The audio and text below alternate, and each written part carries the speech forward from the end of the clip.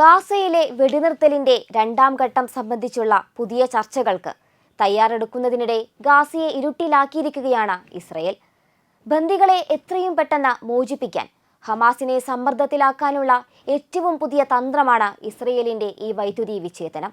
യുദ്ധക്കെടുതി നേരിടുന്ന പ്രദേശത്തേക്കുള്ള എല്ലാ സഹായ വിതരണങ്ങളും നിർത്തിവെച്ച് ഒരാഴ്ച കഴിഞ്ഞാണ് ഇസ്രയേലിന്റെ ഈ പുതിയ പ്രഖ്യാപനവും ഇപ്പോൾ വന്നിരിക്കുന്നത്. ഗാസയിൽ ഇസ്രയേൽ ഉപരോധം പ്രഖ്യാപിച്ച യുദ്ധത്തിന്റെ ആദ്യ ദിവസങ്ങളെ അനുസ്മരിപ്പിക്കുന്ന ഒരു നീക്കമാണ് ഇപ്പോൾ ഇസ്രയേലിന്റെ ഭാഗത്തുനിന്നും ഉണ്ടായിരിക്കുന്നത്.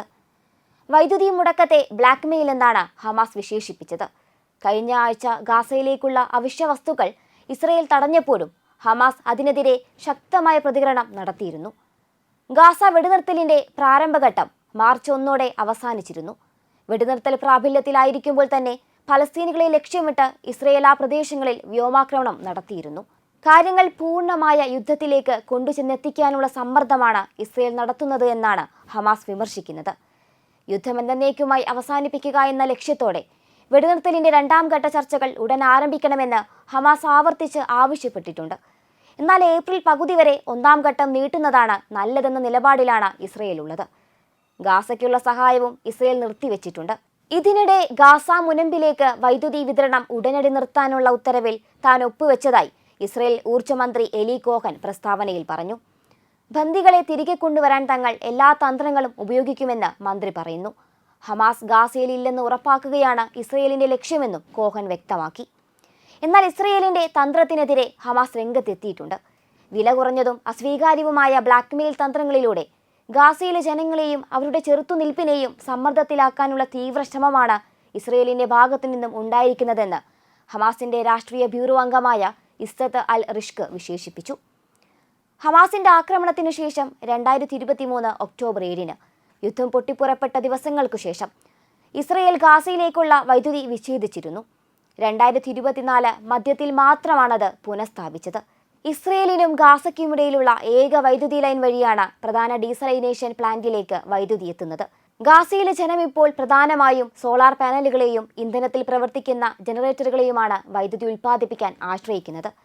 ഗാസയിലെ ലക്ഷക്കണക്കിന് പലസ്തീനികൾ അഭയകൂടാരങ്ങളിലാണ് താമസിക്കുന്നത്. മാത്രമല്ല, പ്രദേശത്തെ കാലാവസ്ഥയും നിവാസികൾക്ക് ഏറെ പ്രതികൂലമാണ്. നിയന്ത്രണങ്ങളോ വ്യവസ്ഥകളോ ഇല്ലാതെ ഗാസയിലേക്ക് സഹായ വിതരണം പുനരാരംഭിക്കേണ്ടതിന്റെ അടിയന്തരാവശ്യകത ഊന്നി പറഞ്ഞുകൊണ്ട് ഹമാസ് പ്രതിനിധികൾ ഈജിപ്ഷ്യൻ മധ്യസ്ഥരുമായി കൂടിക്കാഴ്ച നടത്തിയതായി ഹമാസ് നേതാക്കൾ വ്യക്തമാക്കുന്നു. ഇസ്രയേൽ അധിനിവേശം കരാറിന് അനുസൃതമായി പ്രവർത്തിക്കുന്നുവെന്ന് ഉറപ്പാക്കണമെന്ന് ഈജിപ്ത്, ഖത്തർ, അമേരിക്കൻ പ്രതിനിധികളോട് തങ്ങൾ ആവശ്യപ്പെട്ടതായും ഹമാസ് ചൂണ്ടിക്കാണിച്ചു. രണ്ടാം ഘട്ടത്തിനായുള്ള ഹമാസിന്റെ പ്രധാന ആവശ്യങ്ങളിൽ ബന്ദികളെ കൈമാറ്റം ചെയ്യുക, ഗാസയിൽ നിന്ന് ഇസ്രയേൽ പൂർണ്ണമായും പിന്മാറുക, സ്ഥിരമായ വെടിനിർത്തൽ, അതിർത്തി കടന്നുള്ള വഴികൾ വീണ്ടും തുറക്കുക, ഉപരോധം നീക്കുക എന്നിവ ഉൾപ്പെടുന്നുവെന്ന് ഹമാസ് നേതാക്കൾ അറിയിച്ചു.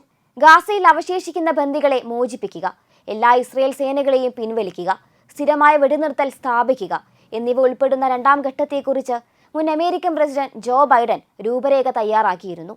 വെടിനിർത്തലുമായി ബന്ധപ്പെട്ട് ഇതുവരെയുള്ള കാര്യങ്ങൾ പോസിറ്റീവാണെന്ന് മധ്യസ്ഥരുമായി കൂടിക്കാഴ്ച നടത്തിയ ശേഷം ഹമാസ് വക്താവ് അബ്ദുൽ ലത്തീഫ് പറഞ്ഞു. ദോഹയിലേക്ക് പ്രതിനിധികളെ അയക്കുമെന്ന് ഇസ്രയേൽ പ്രധാനമന്ത്രി ബെഞ്ചമിൻ നെതന്യാഹുവിന്റെ ഓഫീസ് അറിയിച്ചു.